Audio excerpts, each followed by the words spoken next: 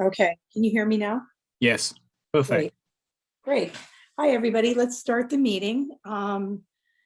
Excuse me. I unfortunately have not been down to Zyra's office to approve the old minutes, and Zyra, I totally apologize for that. I will try to get myself down there tomorrow, and I'm sorry, but so the old meeting minutes have not been approved yet. But is there any old business besides that?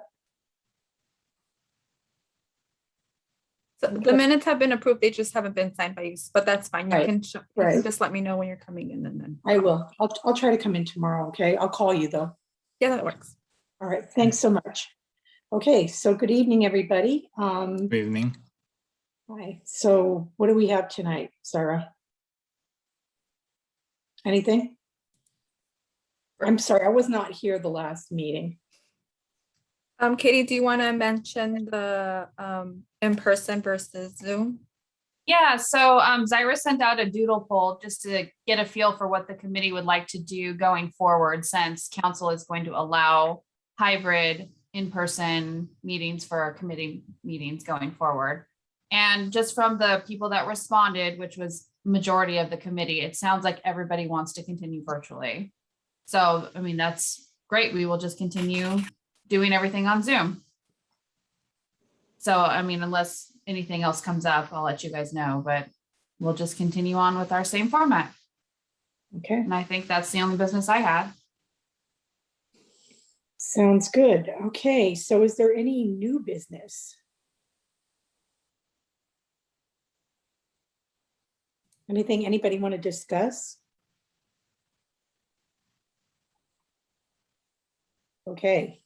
Are we going to be getting any more information with regard to the proposed rate increases are? I don't know if you're the person to answer that question, but. Well, there are two presentations today. I don't know if you want to start with that.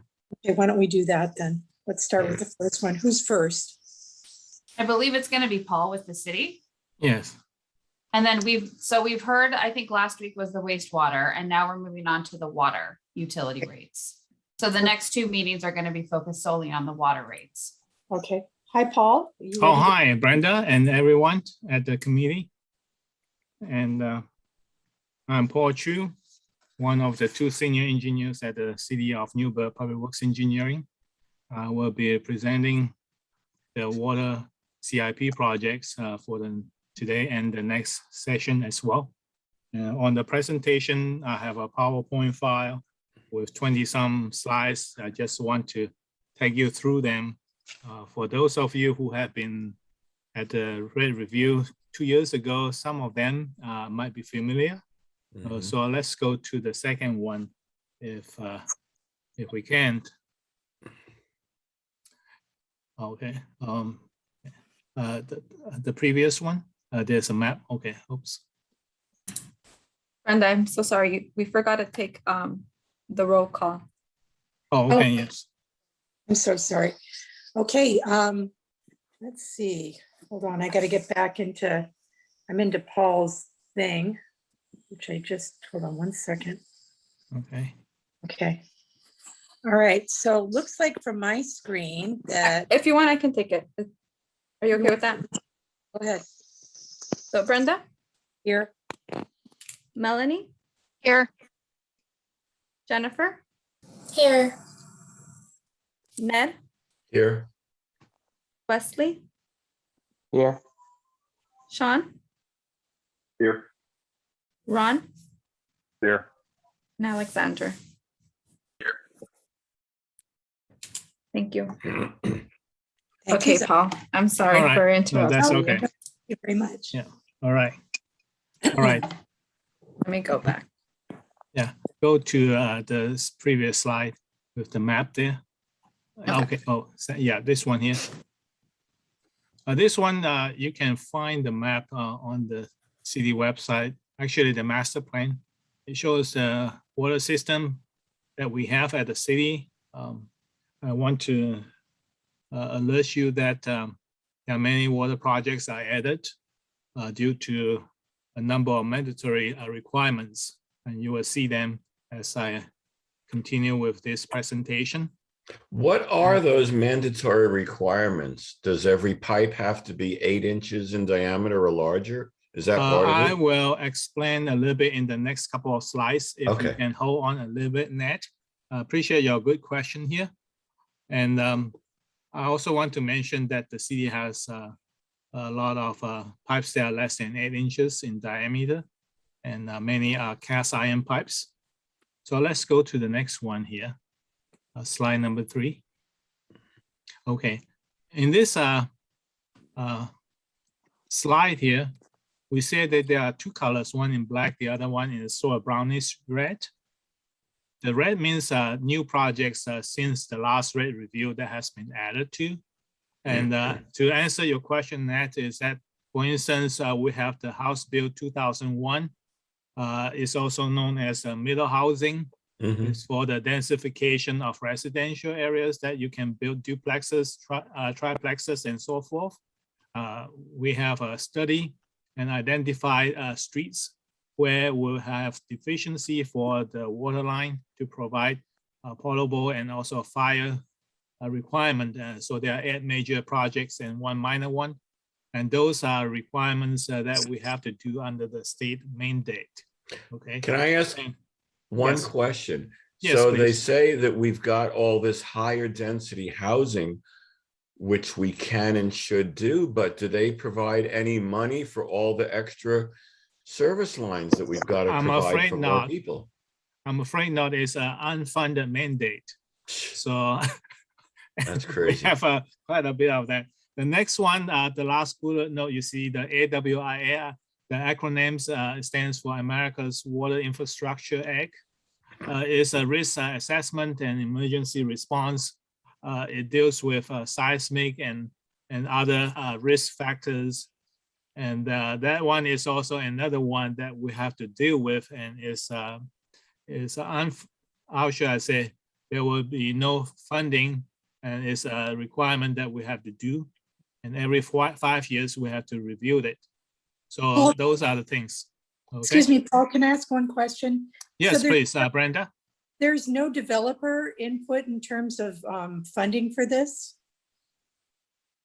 Not to my knowledge, this sort of a state mandate.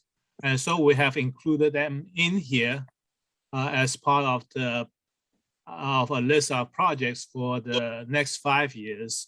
And so you can see the cost for doing this kind of things. You will see that they will impact what we are doing as far as funding is concerned. So as we go along, there you could have more questions. So Yep. if you Brenda? can bear with me a little bit here. Yes, Nat? A partial answer for that is at the very last slide that Deb's going to show is a table, and it looks like, and we'll hear more about this, about 50% of these costs will be paid for by the developer, and we'll hear okay. about it from Deb Okay. later Okay, on. all right. Heard the Yeah, magic okay. word unfunded, so I kind of freaked me out. Okay. I know, right? All right. Really, I hear you. Deb is the money lady, so she certainly can provide additional information. Appreciate your comment here. And the projects we have: redundant water supply, the Bell West pump station, the fire flow projects, and routine water line replacement. And you can see there's a list here. So I'm not going to read every one of those.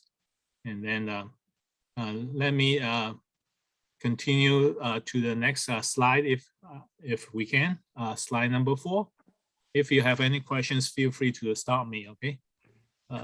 Okay, this one is also the next 5 years of projects. These are the multi-funded. What that means is that there could be a road project with the water line improvement associated with it, or some other projects that has a combination of different types. So we call it the multi-funded projects. And so here you can see there's a list of them. All right, let's go to the next one, number 5. The redundant supply, the city has been looking into another water source. Right now, we are pretty much getting our groundwater from across Willamette River. and pipe it under and also across over an old highway bridge. And so this study has given us some guideline of looking into options of having another source. At this point in time is that council has already authorized the purchase of the property from West Rock, which will allow us to expand our water treatment plant in future. And that could provide some additional, comfort. All right. Let's go to the next one. This one is the Bell West Pump Station. We have a Oakno booster pump station that is in the subdivision. Sort of, you can see the one with the P on this map here. That means it's a symbol for a pump station somewhere there. That one is very limited in its capacity. And so a lot of places on the north side of town wouldn't be able to have sufficient fire flow or potable water with adequate pressure. So this project is going to provide for additional supply. And so this is a project that includes the pump station that we are looking at somewhere along Bell Road. We're still, trying to acquire that property and through negotiations and things like that. And this water line that along this College Street Highway, we also have to have another one along North Valley, which is a county road, and that will connect to the 24-inch from the reservoir that is sort of on your northwest, I should say, on the upper left corner of the map there, and for this purpose. Let's go to the next one, slide 7. Paul, can I ask just one question? I'm sorry. The water. Okay, let's go back to that previous slide. This is a general question. Oh, So okay, sure, Brandon. The water you're talking about is all potable water, right? Correct, Okay. yes. Yeah, Thank you. yeah. They're all potable. All right. All right. So this one here is the fire flow project. We have a number of fire flow projects where we need to have adequate pressure when there's a fire demand. We have a lot of projects, and these are the ones that we plan on doing in the next 5 years. All right, and you can see the map there. Okay, the next one, slide 8. This one is a routine water line replacement. One thing I want to mention that just to give you a little bit of stats, the city has over almost over 500,000 linear feet of pipe, about 540,000 linear feet, somewhere around there. And among that one there, we have about 20-some% that are cast iron pipe. So the cast iron pipe is somewhere around 120,000 feet. For the water system, the cast iron pipes are not the best material. A lot of them are in the downtown area, and there are some along the outskirts all over town. Eventually, it will be good to replace them because they are a little bit more brittle and subject to, I guess they are not as ductile as the ductile iron pipe. So this is a routine water line replacement. We just want to give a bite size a bit at a time. So next one, slide number 9. Paul, I'm yes, sorry, Brenda? interrupting you, but do you still have clay pipe that you need to replace? No, I don't have those. I'm looking at a sheet that I got. We don't have clear pipe, but we have steel pipe, galvanized steel pipe, and this are also concrete pipe that has the steel reinforcement wire cage around it. That one is an 18-inch going to the North Valley Reservoir. And it's very expensive to repair those kind of things. Right. The reason I'm asking is one of my neighbors recently had a pipe problem and they had clay pipes. Oh, They're they do? Really Okay. old. So. Okay. Is it in Newberg? Or? Yes. Okay. So it's possible that we. Outside. Yeah, because the one I'm looking at is for the water main within the right of ways and or easements. Okay, For services, it's possible that there may be some that I may not have captured. okay, All right. This next one, we have auto spring. That one is sort of near the Highway 99W, sort of near the Rex Hill area. And we want to improve that one to provide non-potable water and then to make use of that water. All right. The next one is slide 10. This fixed base radio read will allow all the meters to have that upgrade so that how much water consumption can be easily and quickly captured. And that would be very helpful and save a lot of crew time to be out there to walk each one of those.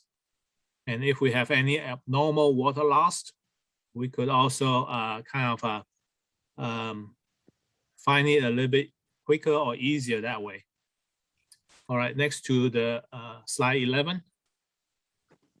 You know, I mentioned earlier that we have this groundwater across Winami River. Well 1 and 2 are very ancient with us in the beginning. And so they are not able to produce much anymore. So we have to decommission those wells number 1 and 2. Subsequently, we have a well 8 and 9 that was installed a few years ago. So we need to decommission wells number 1 and 2 according to state requirements. So it costs also to put them out of service. So next one is slide 12. Water filter cover. We have this at the water treatment plant. The state required us to provide some kind of a cover or shelter over it, so that it would be, I guess, something they don't want to have additional contamination and that sort of thing. So it's something that we need to do at this point in time. So that is a cost that we have to take care of. Look at slide 13. North Valley Reservoir. I mentioned to you there's the reservoir along North Valley. And then we have the driveway going through there. Right now it's gravel, it has drainage problem. And we like to sort of have that access area paved so we can be there in all weather situation. And so that is a project that we want to take care of. Next one is slide 14. This water treatment plant seismic improvement is one of those studies that was done that we are required to for the vulnerability and also our existing old infrastructures. What can we improve is sort of a requirement we have to do. And so we've done those risk and resilience assessment studies just a year ago, and then it's just not too long ago. And so we need to mitigate it and improve the seismic response of the water treatment plant. All right, slide 15. And this one also, in the same study, there's a vulnerability. And so if there's an earthquake situation in the CSZ, Cascadia subduction zone type of earthquake, we could be in quite a bit of problem in there. So this project will allow us to isolate some of the control valves and things like that, so that it will not suffer severe damages during the time of an earthquake situation, and then and able to sort of have it back in use and things like that. So it's something that has been identified that we should do, and we need to do it. Next slide, 16. This is another one for the same study. We'll see that there is a need to do retrofit for the seismic and landslide protection, because the reservoir is sort of on the hilly area, and we certainly don't want to lose any of these reservoirs due to earthquake or land movement. All right, slide 17. And this one is seismic improvements to the water line. And so again, we look at some of the backbone water line that needs to be replaced for seismic consideration. So this is a project of number of pipelines that we need to take care of. And you can see that there's a cast iron, there's a mitigation to have those cast iron pipes replaced because they are very brittle and they can get damaged very easily. Slide 18. And this one is what I mentioned to you around House Bill 2001. We have 8 major and 1 minor waterline projects in the study area. And then in the earlier version here, we identify all the 8 major ones, but we will be doing some of them. One thing is that we got approval for an extended period of time. We have to do all these projects and get them done in 9 years. It used to be much less than that, but the state, because we asked for it, please somehow, they allowed us. So 9 years, we must finish them. So this is a requirement. Okay, so for the next 5 years, we'll do a number of them, not all of them. All right, next slide, number 19. The AWIA is the risk assessment and emergency response. There's, as you can see, this one was signed into law in 2018. Based on that, we are required to strengthen or enhance our system. And so there has been study, identify places where we need to beef up. So this is a project for that. Next one, slide 20. The North College, we have the ODOT, Oregon Department of Transportation. They plan to extend the sidewalk and the bike lane north from Autocrest. The very first one we have is near the railroad track on North College Street. And we have been, I was working on that one a number of years ago. And ODOT and the city will work together, and also railroad company. The railroad provided some free labor to put in the crossing pad across the railroad track. We just purchased the material. That was the very beginning phase, and ODOT provided some money for. They have a yard just north of Vermilion, and then subsequent to that one, there ODOT has given us funding, but we have to provide matching funds from pretty much Illinois to Autocrest, and this one would be from Autocrest all the way to Foothills originally, but the funding doesn't allow us to go there, so we'll just stop a little bit short of that. And so this is a project that we'll be doing, and to relocate the water line, because some of them are very shallow, only about maybe 2 feet in some areas, and they are sort of in the roadside ditch area, and those ditches will be gone, and then will be sidewalk and bike lanes, at least on the west side of the highway. So this is something that we need to do. Next slide, 21. Along this same corridor that I mentioned on North College Street, this flooding was a project we did a number of years ago in 2014. And then unfortunately, the contractor, due to their, how should I say, they should have paid a little bit more attention, let's put it that way. And so one of the valve gave way, and then therefore it caused flooding, and all the water in the 18-inch pipeline along College Street all just come out of that pipe. And then the trench also collapsed because of that. Thank God there's nobody got injured or hurt, just in the nick of time. And so to isolate the valve, because we have to shut it down so that the water will not continue to flow out of the pipe, we have one near the North Valley, Green Valley Drive. Another one is somewhere near the railroad track area, but we don't have any that is further up north. In fact, those valves are old and they are butterfly valves that take many tons, 40, 50, 60 tons, however many, just to shut it down. It takes several hours. So it's not good. So we want to put in a few more valves. That is a little bit further north, so we can isolate the valve for emergency situation.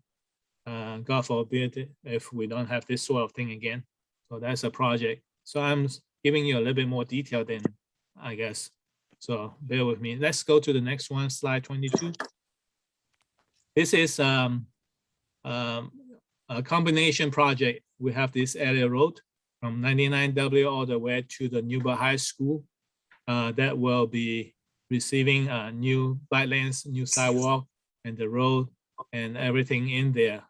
We'll also be doing the water line replacement because that water line is not good, and we have to, because we want to have a new road in there. So it would be silly if after we have a new road that the pipe doesn't bear and need repair, and we have to cut the new road up.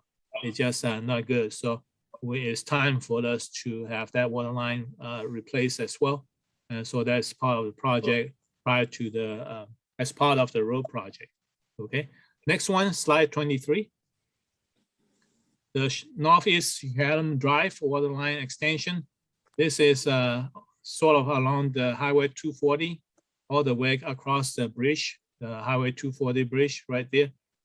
We have a pump station there, but further west, we need to, there's development in that area that we don't have the water. And so we need to have the water line extension. And part of this project, we also have one of the Illinois street. We want to look at the fire flow adequacy. So that project is also sort of a piggyback onto this one here. And depending on the funding, we may or may not go all the way along this. And so we'll just do as much as we can. All right, the next one, 24, I suppose. Okay, this one is sort of the last one. On the maintenance yard, we have a lot of needs over there. We want to have a new facility there that would accommodate not just the public works maintenance, but also public works engineering, and so that we are not in two different places. And so it's much better for coordination of various projects. And then this, some of the items, you see 13 of them, but I want to say that are not limited to 13 of them, but those are the major ones that needs to be included for the maintenance yard. Some of them we don't, and some are very dilapidated. It's very old and ancient, and so those are part of the things that we have to do. So we just have to start doing something so that we can reach its destination in future. So these are a number of projects that we have identified for the next 5 years, and then so we're just for the next 5 years. So that's my presentation here. If you have any questions, feel free. If you have some later time, you can always shoot me an email if you want to, and you have my information. Okay, and thanks for your attention here. I appreciate you. Anybody have any questions? Actually, Paul, I have a few. Yes, please, Brenda, feel free. First of all, can we get a copy of your risk and resilience report? Yes. No, Not yet. no, that is not public information. That is confidential information. We don't want to give out information to the public on the vulnerability of our water system. Okay, all right. The next question I have is, how much seismic activity do you actually have within your system? Quite a bit? Quite a bit, I can tell. But if you want to know the detail, I think Con, maybe Brad might know a little bit more, because they have been involved a little bit greater detail on that part of that study. Okay. And I also, when you're talking about replacing the pipes, you're talking about replacing them with PVC, right? No, we're actually replacing the pipe with ductile iron pipe. Ductile iron pipe are more sturdy, and if there is a problem, we have the material and we have the knowledge to replace them if necessary. But Okay. usually they give us a very good, they are like a working horse. They give us very good results. And so not like the cast irons, we actually have one that is leaking every year. And so we have to fix it. It makes it hard for the maintenance. Okay, and are you replacing the pipes with 8-inch diameter pipes or some other size with bigger pipes? It could be bigger pipes too, depending on what the water master plan and also the middle housing, the House Bill 2001. And I think the 2001 may require us to have not just the 8-inch, maybe the 12-inch pipe. So in fact, on River Street, one of the projects that I've been working with a consultant, we're going to bring that up to a 12-inch pipe in there and, Okay. and replace the older ones. Yes. All right. You were talking about the mandate from the state. Can you tell me what that's called so I can look it up? Oh, it's the House Bill 2001.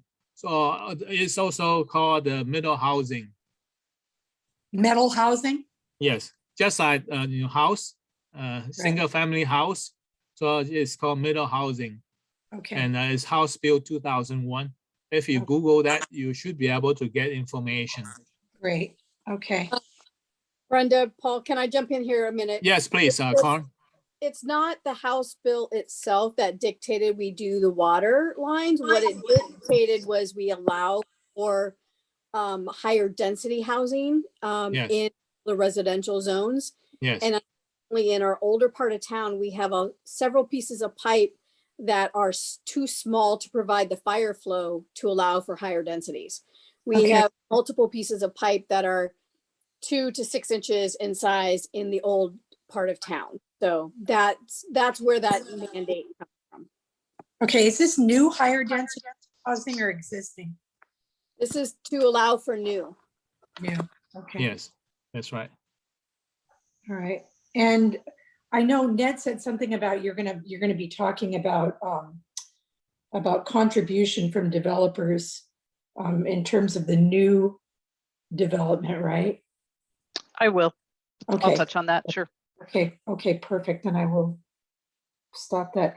You're talking about strengthening your system. Can you elaborate on that a little bit? What are you planning on doing to strengthen the system?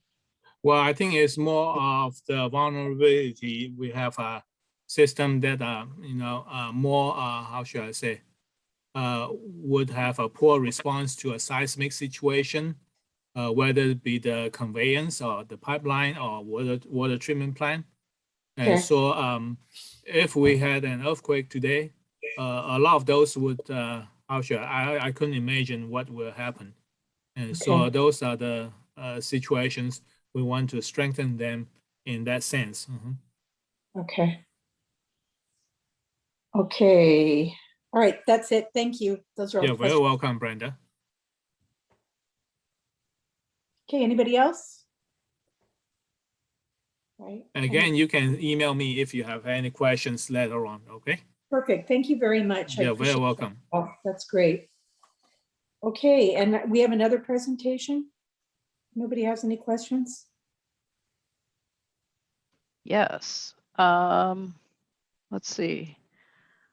Paul, great presentation. That was really informative. Thank you. You're welcome, Deb. Mhm. A big list and an expensive list. And you, yeah. but Lots all of red color. yeah, all necessary things. So are you seeing my cover slide? Yes. Yes. Are you seeing the next slide too, or just the cover slide? We see the numbers on the sidebar. It's within PowerPoint. It's not a full screen yet. Ah, okay. Let me swap this out. Is that better? Yes. Yes. Okay, Yes. Mhm. great. All right. So what did you call me? The money person. We're going to talk about, Paul did a great job of talking about all the many capital needs of the system, and we're going to follow the same process that we did with the wastewater, where we have 2 meetings to discuss all the various things. The first meeting tonight is focusing on just what we identified as the revenue and the revenue requirements. Paul talked about the many requirements associated with the capital improvements, and we'll spend a little time, like we did with wastewater, talking about the revenue sources, the trends, and the then we'll talk about the operation and maintenance costs, which are the other piece, existing debt service. So remember, there's this long list of projects that Paul noted, but the city is still paying off projects, previous projects. So there's debt service associated with that. Good news is does get paid off in part during this planning period. But so there is still that debt burden that's part of the water revenue requirements as well. Well, I won't jump ahead yet on talking about debt, but so then there's the cash funded new capital, and then there's discussion about the reserves and contingencies as we've done with wastewater. At the next meeting, we'll talk more about the rate structure, the bills, and on this one, we'll talk about, we have 2 types of users. We've got the potable users, residential, commercial, industrial customers, but you also have, as Paul talked about, there's the Otis Springs as a non-potable source, and there are rates for irrigation customers for that service specifically. So at the next meeting, we'll talk a little bit about those rates, and which are calculated a little differently than the potable rates. But first, I just wanted to, as part of your packet mostly, make sure it was in the record, one corrected slide, as Ned had caught when I was showing the rates, the updated rates in the last presentation, that the January 1st, 24 service charges went down, which was because they were referencing, there was a cell reference error in my spreadsheet. So sent you the corrected numbers. The bills that were being calculated and shown on a separate slide in that presentation were correct because they were referencing the correct rates. So anyway, you've got that just for your record. I also reformatted the bill comparison slide. So the numbers didn't change, but it was a little confusing because you see the 2 stacked bars, which have the fixed charge and the volume charge shown for most of the cities. And then it was showing the total as another stacked bar on top. And so it was making it look like it was double what it really was. So instead, we've put the total down at the bottom. So unfortunately, this didn't change Newberg's position.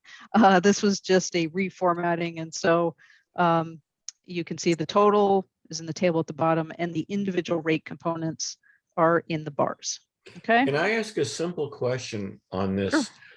Mm-hmm. I noticed 1, 2, 3, 4 cities are only blue bars. Redmond, Woodburn, West Lynn, and Oregon City, and blue bars represent fixed. So do those cities not charge for volumes used, or were the data not available?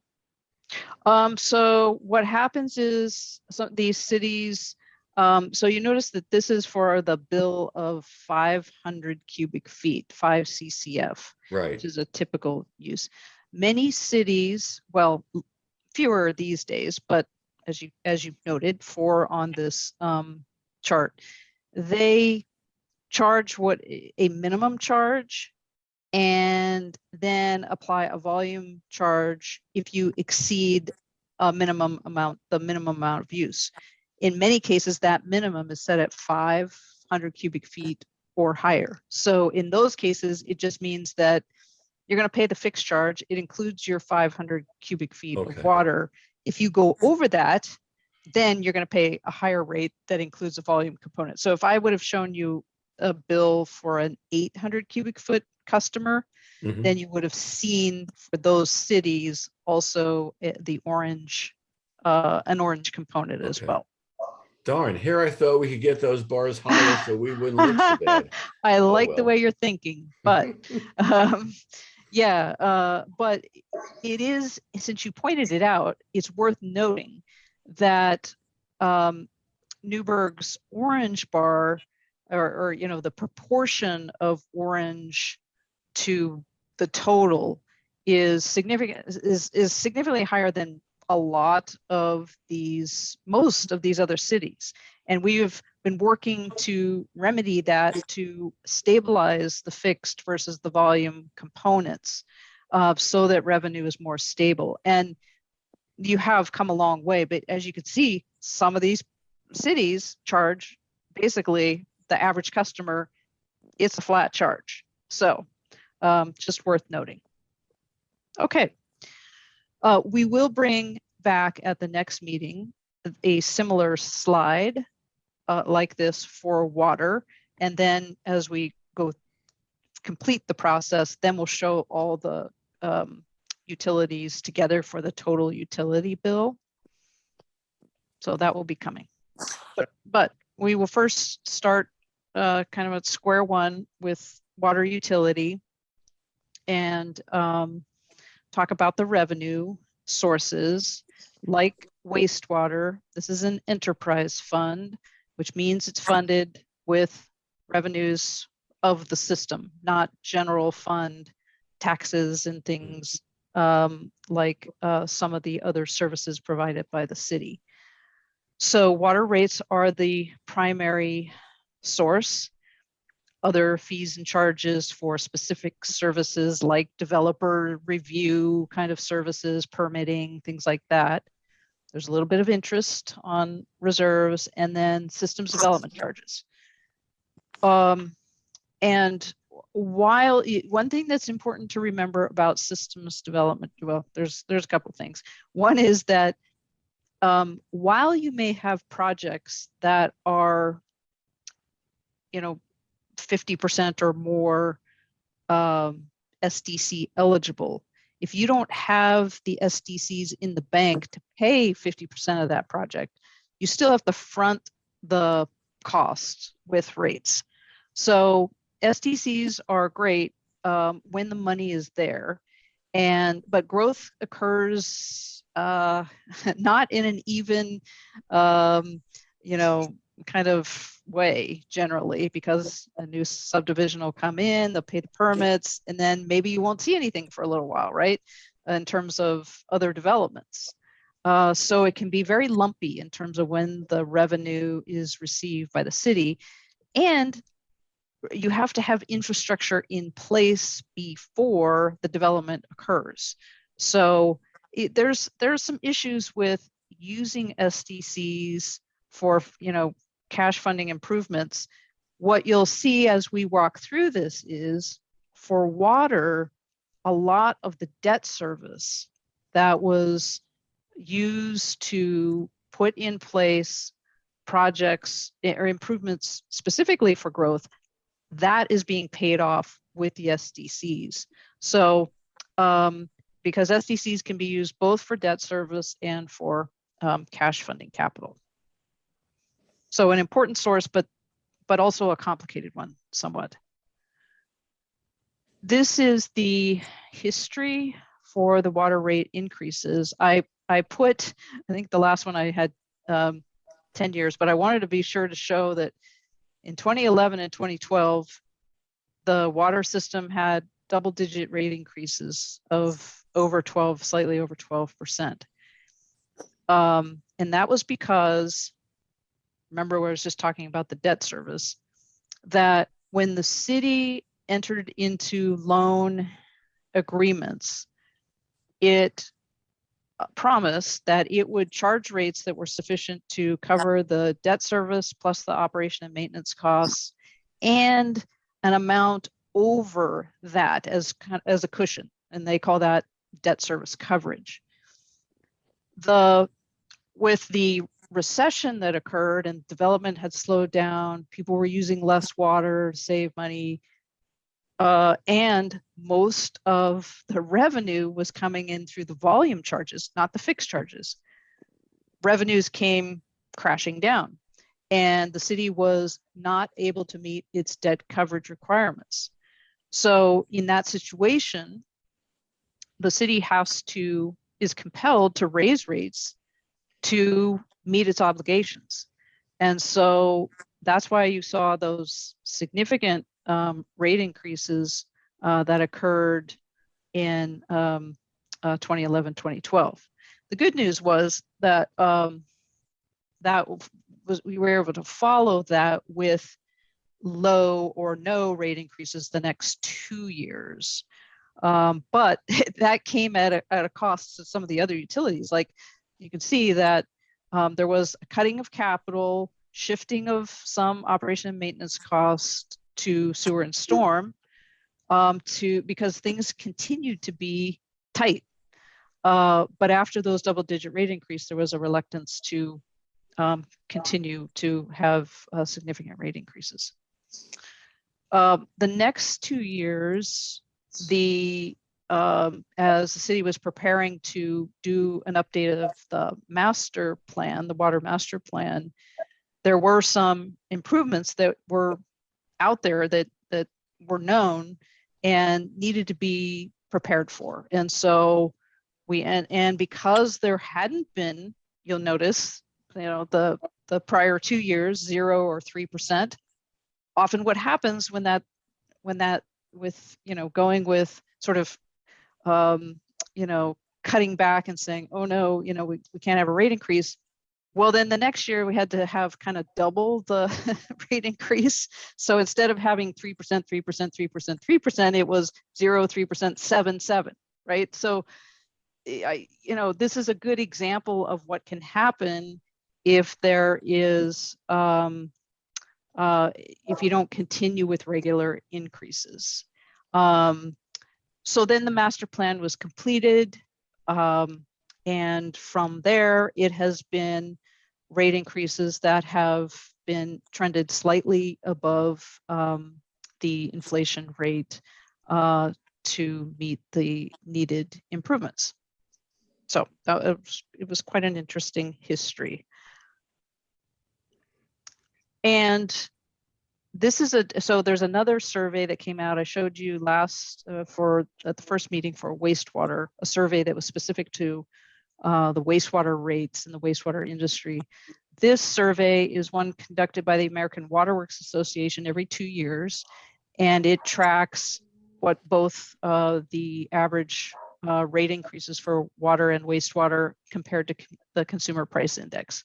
And you can see that in every year, except for 2018, the average rate increases are more than double what inflation is. Inflation was trending fairly low, but rate increases have been quite significant as many cities have grappled with all of those factors that Paul was talking about in terms of needed for replacement, resiliency, regulatory requirements. You've got to cover your reservoirs or your, this, that, or the other for all the vulnerability that is in our systems, our infrastructure systems, that you don't realize until Paul goes through project by project, and then you get a better sense as to what is needed to make sure that the city can deliver water 24/7. So that's why water rate increases have been, significant. They have been trending down in terms of the rate of increase, but the rate of increase, even in the last two-year periods, have been 7-8% on average, based on this survey. So Newberg has been doing quite well in terms of the the percent increase compared to the national average. So the as with wastewater, the part of the water revenue and rates are based on the amount of water that you use. And so it is still subject to vulnerability, the revenue stream and vulnerability in terms of people reducing water use or on the plus side, when water use goes up, so do revenues.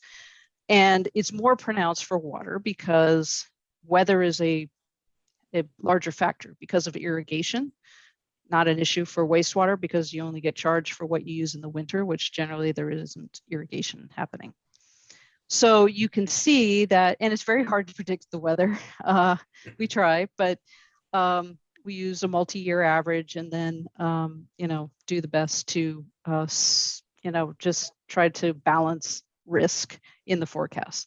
So you can see that in 2020, use declined or was lower than what was anticipated, but then the next year was higher.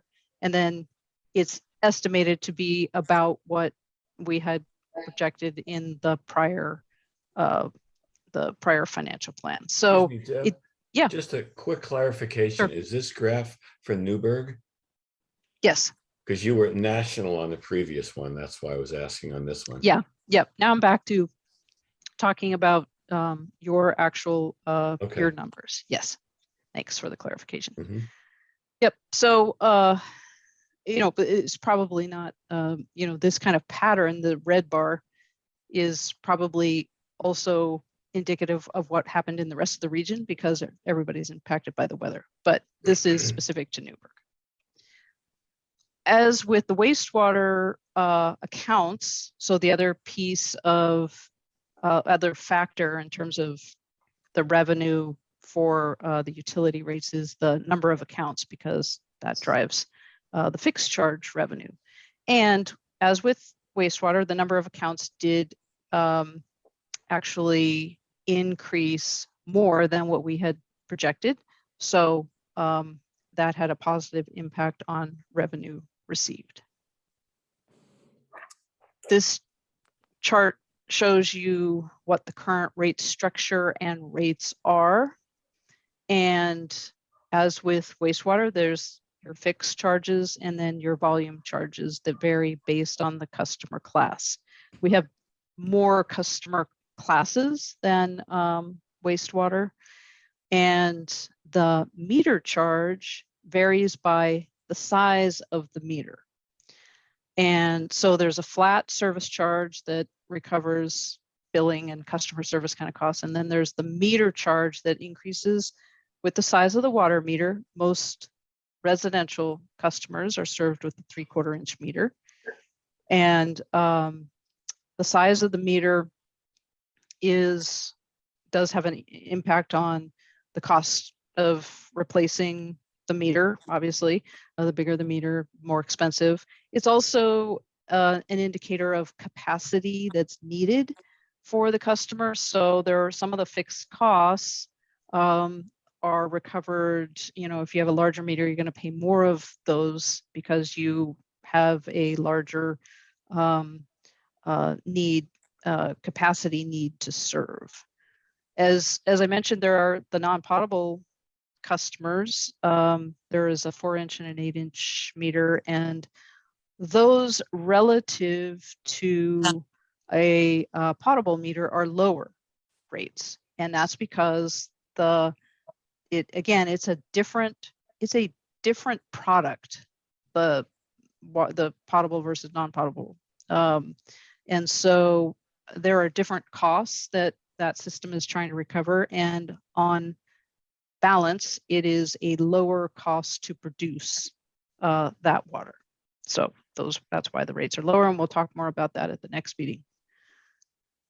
The variable or volume charge for water is charged on a 100 cubic feet basis. 100 cubic feet equals 748 gallons.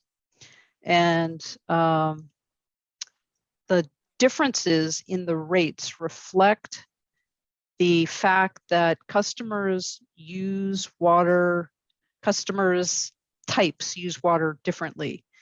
Classic example is irrigation. So there is a separate class for irrigation. And part of the reason you have set up a separate class for irrigation is you don't, as an irrigation customer, you don't pay a wastewater bill for that use, right? So, because it's not returning to the sewer system. So, but you're going to pay a higher rate for water because you are using water at the peak time when it's and there's a cost associated with providing the capacity in the system to meet that demand. And it is a purely seasonal demand. And so that's why that rate is so much higher than you have for the base customer, like single family, multifamily, commercial. Irrigation, those customers that have irrigation, separate irrigation services do tend to be commercial, multifamily,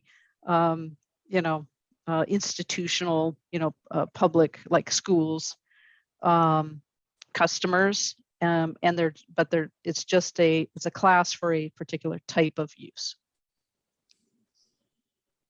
And again, non-potable rate is significantly lower, reflecting the cost of that system. So when we come back at the next meeting, as we did with wastewater, we'll be talking more about, in the context of the overall revenue increase, how much should single family, irrigation, industrial, how much should those rates go up relative to the average? With as we were talking about with that comparison slide for wastewater and the bars of how much of the bill is related to the fixed versus the variable, that is a continued concern. And you can see from this chart, I just went back to 2016, but I did note that prior to 2013, less than 10% of the revenue was being recovered from the fixed charge, which is why the city had the issue that it did in 2011, 2012, when it had to have 12% rate increases because consumption really declined significantly. And to meet the debt service requirements, significant rate increases were needed. So having fixed charges helps with revenue and rate stability. And it reflects, we used to say you pay for what you use, and that's true. But what's more true is that you pay for the availability of the service. That even if you decide not to use water to water your lawn tomorrow, the city needs to have it there so that you can do that. So as of the current time, we're almost up to about a third. So that's tremendous progress in terms of going from less than 10%, over the course of the decade to being at about a third of revenue from the fixed charges. And as I noted for wastewater, though, 40% is kind of now the new target standard. And so there is some more work to be done, but it's certainly much, much more stable than it had been. So this shows you the rate revenue comparison as we did for wastewater to show you what we had projected before and what the actuals and the new projections are for the time period that was consistent between the two plans. As I mentioned, consumption went down, then it went up, and it kind of stabilized. Similarly, that's what drives the revenue differentials. Initially in fiscal year 20, the revenue was slightly below what had been estimated by 250,000 almost. The next year it was up. so it almost canceled out. And the estimate, at least for FY 2022, is that it will be about what we had projected. And because the accounts are higher, there are more customers than were forecast previously, then a slight increase in the, slight decrease in FY 2023 based on the use per account current trends. So even though there are more accounts, the use per account is slightly lower if we take an average of over the last few years. That's the best we can do with respect to making informed projections, other than, just continuing to note that customers are continuing to invest in low flow fixtures and things like that. So generally indoor use is trending down, and as summers get hotter, drier for longer periods of time, and water is a significant cost, then certainly going to more drought resistant landscaping and things like that. So those kind of trends we're still seeing as well. This just gives you a picture of where the revenue comes from. Over half of the revenue is from single family residential customers. And then multifamily, 11%, commercial, close to 14%, small percentage from industrial. And that's, I don't recall, that's down from prior years because of the loss of some industrial customers. And irrigation use is significant use, small outside city component, and public agency, and non-potable as well. Okay, that's the revenue side. And we'll move on to the requirements side. So on the right-hand side, you've got the capital costs, which Paul did a great job of walking through what's driving those costs.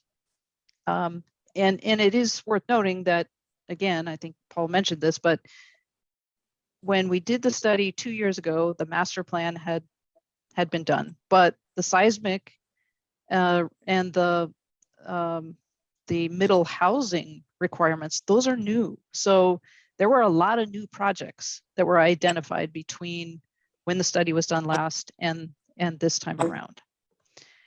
So, and then there's also just the ongoing repair and replacement needs that, as like Paul mentioned, have to be done, like when you're replacing the road and things like that.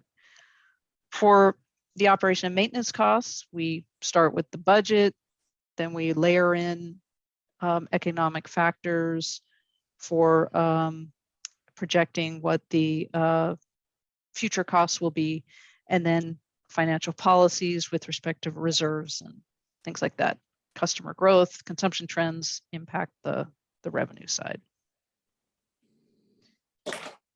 This pie chart shows you the operation and maintenance cost components, breaking it out by primary category of personnel, the dark blue, 38%, materials and services, the red, 32%, and internal services for those support facilities that are done at a citywide level, but support the utilities. And then the franchise fees, which are the 7% of the utility sales are charged to the cities, like back to the general fund, like other utility franchises in the city. Hey, Deb. Yeah. Can you give an example of what the green internal services are? So my guess is that's going to be things like human resources, legal, city manager, all that kind of umbrella services that are needed but are supporting all the different activities that the city does. Okay. just seems that a lot of what you've described as examples are outside of the water department, you know? Well, they are outside the water department, but they impact the water department. I mean, what the city manager and what the HR department and all of those IT, you know, Mhm. they support everybody. So Yeah. they, Okay. you know, my guess is, you know, generally there's a cost allocation that's done to say, okay, how much of the time goes to support the different activities, and then Okay. they're Gotcha. allocated in that way. Yeah. Got it. Okay, thanks. Yeah. So we've used the same forecast assumptions for water as we did for wastewater, with you know, one note that we try to use, you know, the best available information at the time. There is, I understand from Katie, some additional information that's likely to come out as we go through this process related to PERS. And so we may come back and adjust some of our assumptions depending on how that information, you know, what that information tells us. So generally applying cost escalation factors, capital is higher this year because costs are, you know, inflation's up, as you probably noticed. So we, you know, factor those things in.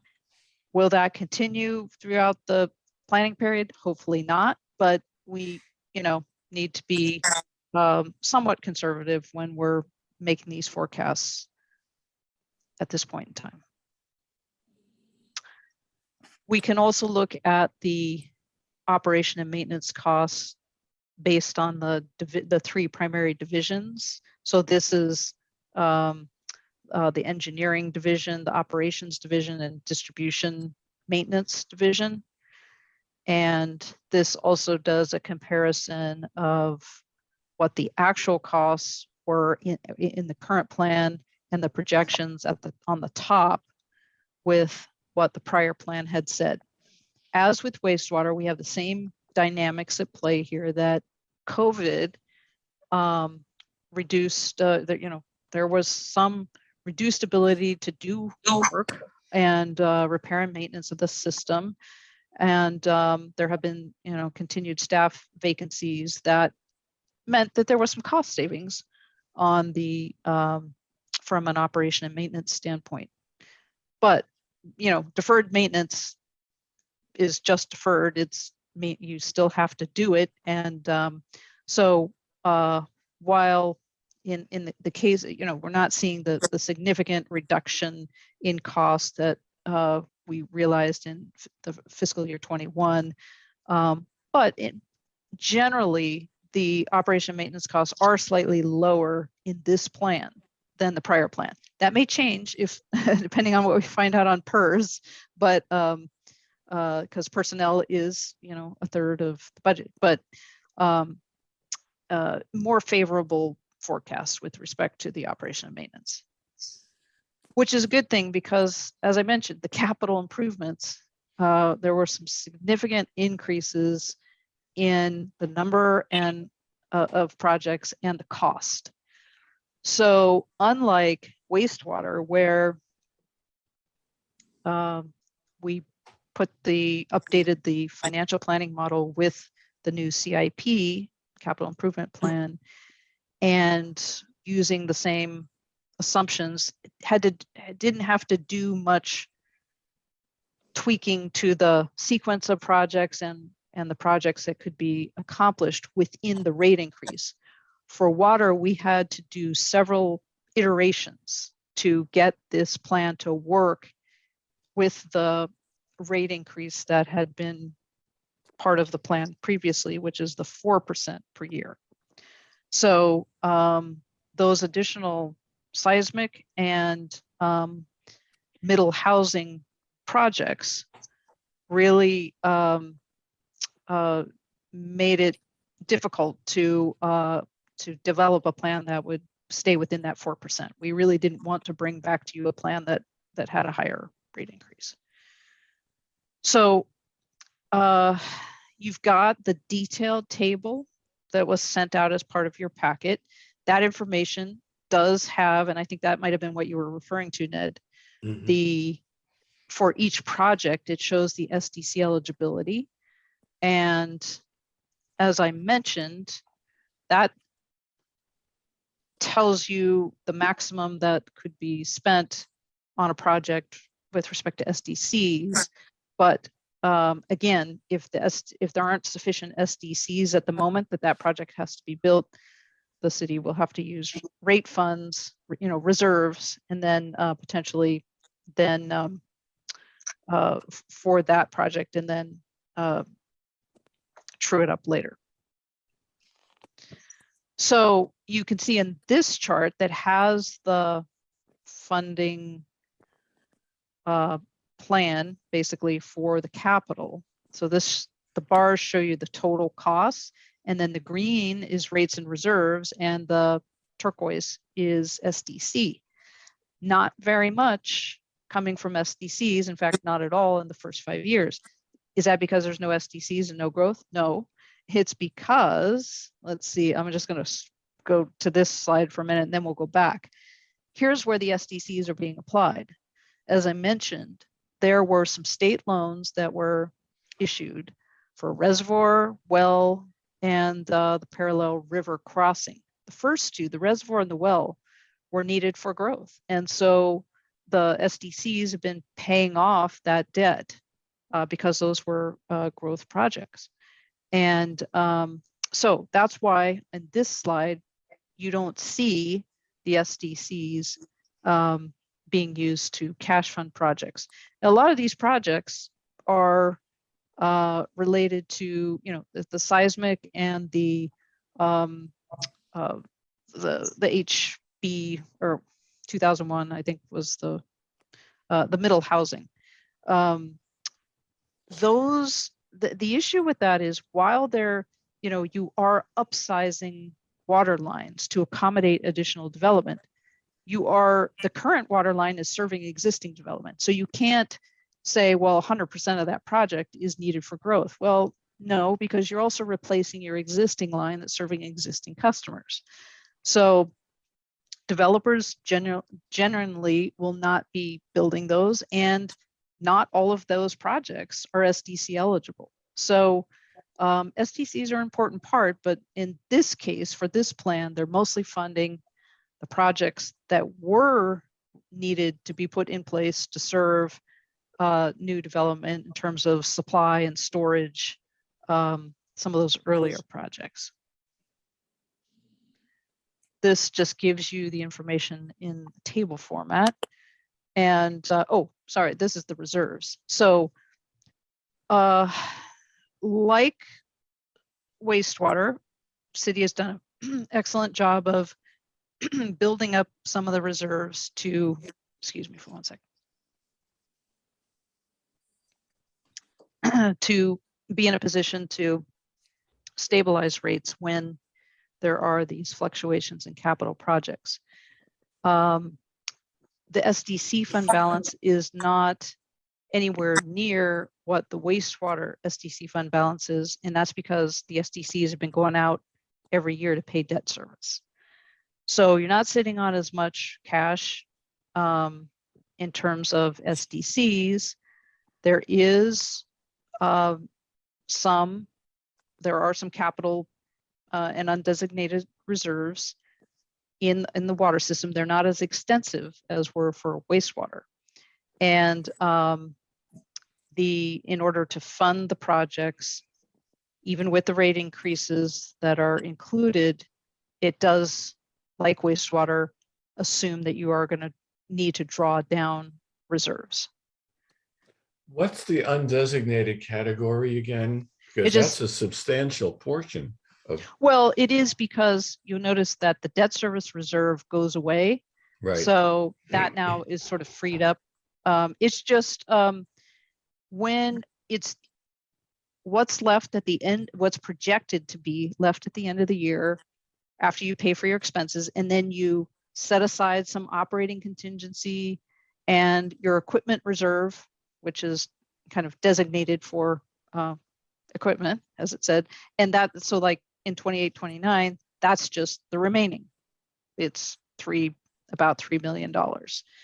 So, which is a significantly smaller number than, so when we start with, we've got this capital fund balance, which is undesignated, though planned, basically gets drawn down over the next 5 years.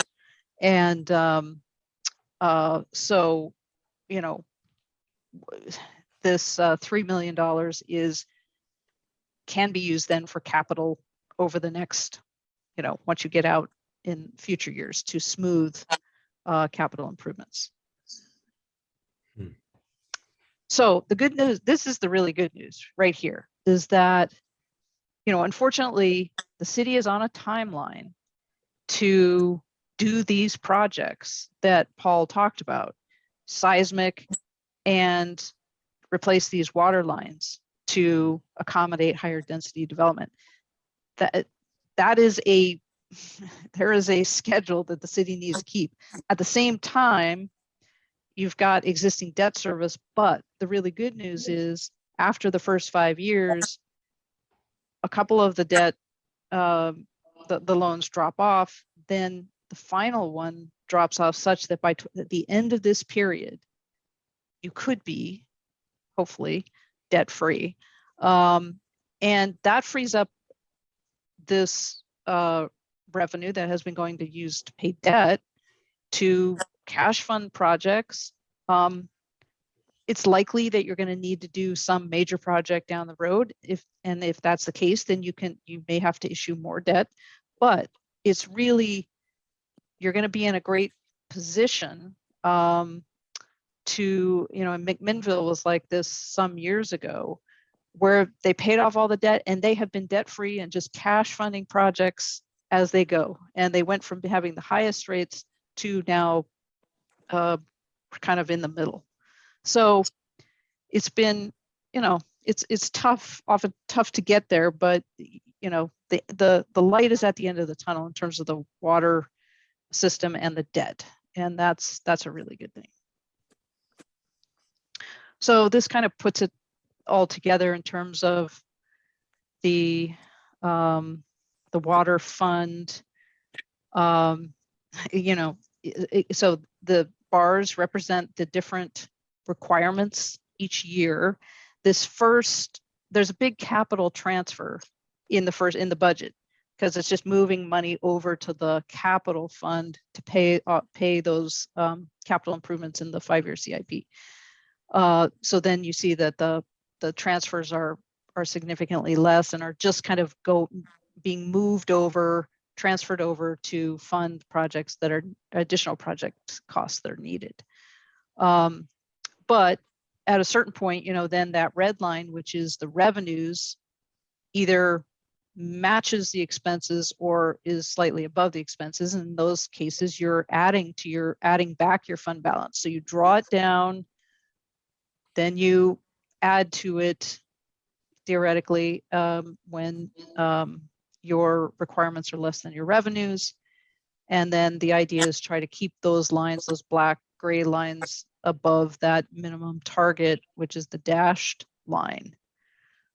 So the good news is that this 4%, so this plan here assumes continued 4% for the 5 to 25, 26. Because remember, we're paying, not only are we having to do all those projects that have been designated, but we've also got to continue to pay the debt service. But as that drops off, so does the projected rate increase. We don't talk about reducing rates, but we talk about reducing rate increases such that at some certain point they match inflation or even are slightly below in some cases. So it's now looking like it's going to happen within this plan.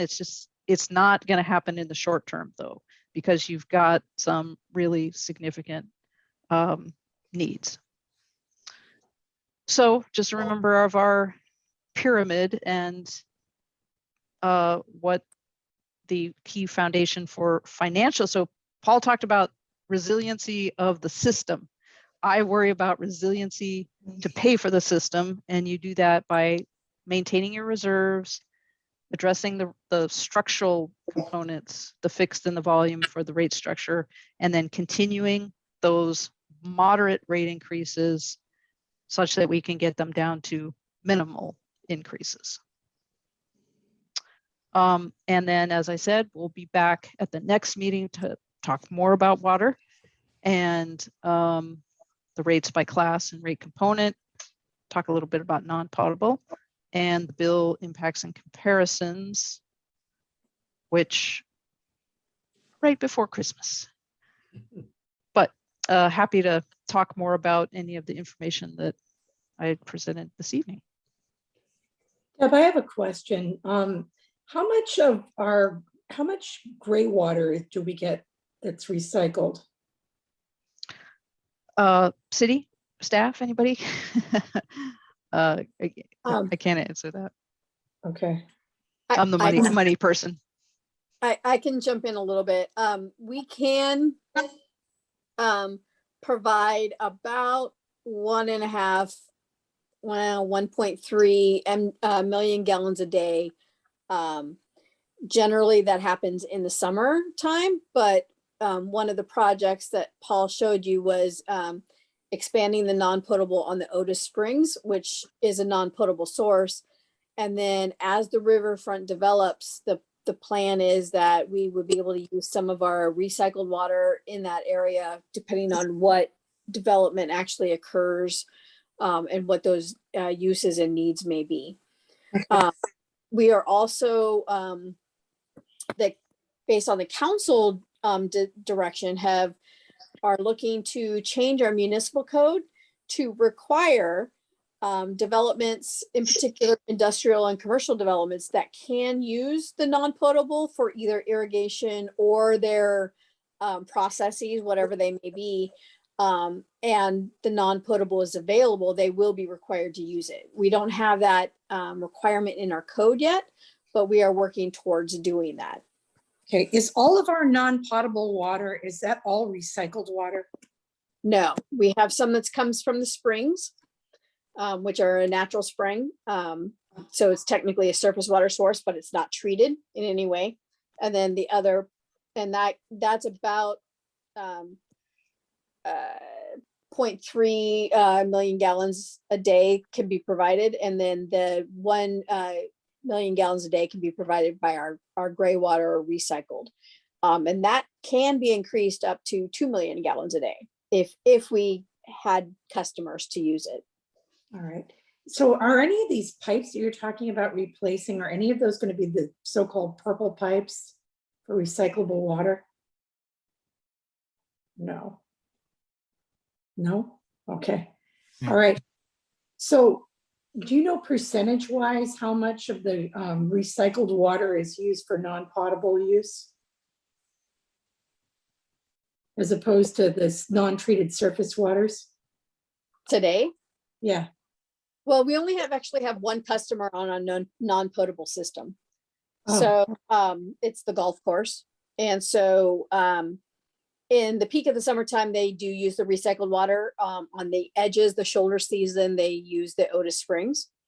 Again, we need to do the non-potable at Otis Springs in order to make it usable for other customers. And then the rest, to use the recycled for anybody else, we would have to extend purple pipe significantly to an expensive cost. So we don't have that much in the way of farm customers? No. Okay. All right, thanks. Anybody have anything else? Yes. Hey, Deb, would you mind projecting that detailed table of numbers? Looks like a spreadsheet of all the projects. And Oh, sure. estimated costs. Yeah. Let me. Because that came up on my screen as the very last slide. And I had some questions on that. Sure. Okay, That that's the one? one. Yeah, is it possible to go full screen and show all of that there? Okay, Is that almost. Almost. You've got 2 rows Here, at let the me try very this. bottom. Yeah, so There that's you go. his, and you can see the, I don't, yeah, there's a lot of projects that Paul went through. Okay. And All right, they're, my main, yeah, okay, you can stop right in the middle. Column, the way this is, column K is Yeah. SDC percentage. So is that the percentage that that particular project is going to get paid by from SDCs? that is the SDC eligible amount. And yes, it does, it says SDC, but that is the SDC eligible amount. Okay, So so that's again, it's pending, it's depending on availability of funds.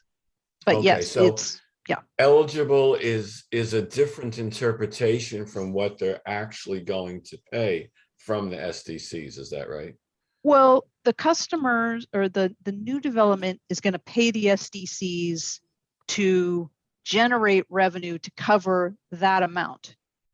But if again, some of these projects have to be done before the development occurs to support it. If there's not enough money in the bank, the city may have to use other funds initially to put the project in. But the customer, the developer or the developers are still going to pay the SDCs to fund that portion of the project. So that, Okay. yeah. All right. Well, the reason I ask is, I know it sounds nitpicking, but getting down to the bottom line, big picture, you've got 2 rows there on the bottom. Okay, by funding sources, right there, rates and SDCs. If you look at, well, let's just take on this screen, 100% of Chehalem and the 2 Crestviews. Okay, those numbers are not in the totals. They're all your totals are being paid by the ratepayers and not the SDCs, when the SDC percentages are 50 yeah, to I see what you're saying. 100%. And or you could start with row 2, the way up there. Okay. Well, I mean, you can see it right here, right? So this is the SDC percent, and that's totals 10.4 million, right? You see that on column L? Yes. Is that yes. showing on your screen? So Right. that's the total SDC eligible. I think what's happening here is that you see these zeros. This is what's actually projected to be available to fund. Okay. So this is saying there's nothing here in these years because it's going to pay for the debt service, and the debt service is takes basically all the available SDC revenue. Once that debt service is paid, then there is some contribution from the SDCs, but it's not equal to the 10.4 million because the projections that staff have made in terms of just the timing of the development, it's going to take, it always takes longer to collect the money, because the Sure. money is collected over the life basically of those facilities. And so yeah, generally in the short term, you're not going to get the $10 million unless you're just growing like crazy, and you're growing at a moderate rate, but just not at a $10 million. You're not going to generate $10 million most likely in the next 10 years. So, okay. So yeah. In other words, last question related, if you scroll up to where the middle housing, yeah, all 8 these rows projects there, here. okay? Yeah. And you're saying 50% SDC, that's really not available in the time period that you've got those numbers that are needed, right? Yeah, because we're still paying off the water reservoir and the well associated with what's now existing development, but at least in part. So some of that development has occurred, and when they as they connected, they pay their SDC, and that went to pay a portion of the debt service. And then, it's still providing service and to this new development. But yeah, some of that distribution those distribution projects will need to be funded through other sources, because there's not enough Yeah, I guess SDC. it just looked misleading because I saw 50% for all the HB 2001. We're going, oh, they're going to pay half the development charges. Well, cool. Yeah, But it and they turns out are. they're not. Well, they right? are paying, they're paying the charge. They're paying the full charge to pay for half of the project. It's just that in the timing of when the project cost comes due and when the SDC is realized for funding of that is going to take longer. Okay. Yeah, it's a long-term sort of thing. And that's why, as like I said, SDCs are great, but they do have, the fact that it's paying, the SDCs have been covering most of the debt service associated with those projects, it means that the rates don't have to pay that. But True. there are these other projects that are now in the mix that do have a SDC growth component. So, Okay. This may be a really naive question, but I don't understand why the debt service is so high. Is this just because we didn't have sufficient reserves initially, or why is that? Yes, absolutely.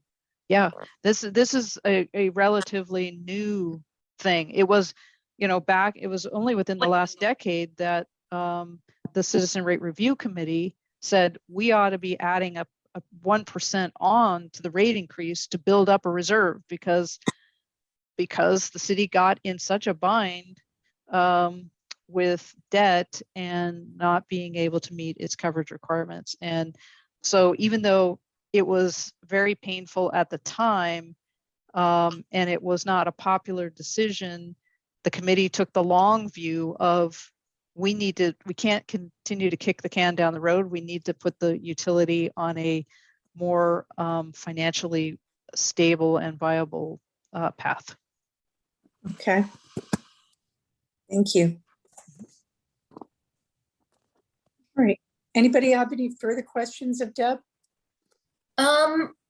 Quick one. I just wanted to clarify that the 3.5% inflation rate's being compounded for each year, Yes. not just on the main one. Okay. Yes. Good question. And hopefully that's conservative, that it won't be actually that high every year of the plan. And so, but I was told by somebody else, and I think Paul had told me this too, is that some of the engineering folks are saying prepare for 30% increase in materials costs. We haven't seen that kind of increase in a long time. So because of what? Supply chain issues. You mean the ubiquitous COVID? I think it's a lot of different factors, honestly, but I haven't read the memo. Somebody just sent me a memo from one of the engineering consulting firms that explain, what some of that was going on. But Paul, maybe you have, or Karin, maybe you have a better understanding of that than I. Yeah, basically, couple of our consultants have given me some kind of caution that the prices are on the run. They have existing projects at other municipalities or county that has been actually experiencing this sort of phenomena currently for their projects, and so they took a hit on that one there. And one more thing about it is that the time to procure the material, it used to be we can get it from the shelf or somehow. Now I heard that it could be 3-6 months before we can get the material after we place the order. And so a lot of things, everybody wants some material to build something. And so there's sort of I can't say for sure that has been, the construction has been kind of has been pretty hot, I guess, for the last number of years. I think that is driving a lot of things, and with the caution that people don't want to put too much on the shelf and be a little bit conservative. All these contributing factors, but I'm not speaking its totality. So there's just a little bit of something along there. And I'm certainly not too happy to see that because I don't want my projects to be in that kind of a situation too. Can I add something here? I work for an HVAC company, and I can tell you that the supply chain right now is definitely broken. The lead times that we're seeing for material is farther than I've ever seen it, and it just keeps getting longer. The factories have stopped updating some of the ship dates on some of the material, and we're trying to get ahead of it, but it's difficult, and there's just nobody has any parts, there's no material, there's no new furnaces, there's no new air conditioners that are coming, and the trucking issue is part of it, but the factory issue is a bigger part of it as well. So that is a real problem that we probably should try and get out in front of. Okay, good to know. And then I have also heard that, cities have been using ductile iron pipes, and then there's a shortage of that, and they are forced to look into some other type of pipe material. But, because ductile iron is really a good product, I'm very reluctant to use some other materials just instead of the ductile iron pipes, because for maintenance purposes, it's easier to have certain material and not different kinds all over the place. And then there's a different way of, repairing, fixing, and all this stuff. Just too many types is just not helpful. So those are all these concerns that we have to scratch our head. So just a bit of info for you. Okay. Thanks, good to know. Okay, any other questions anybody has? Any other new business? Are there any public comments tonight? No, we didn't receive any public comments. Okay. Okay. All right, well, I guess, shall we adjourn the meeting then? All right, thank you very much, everybody. It was very informative. I really appreciate it. So have a good night and talk to you all later. See you on the 22nd. Okay. Bye. Thanks. Bye. Bye. I will be Thank there. Bye-bye. Yeah. All right.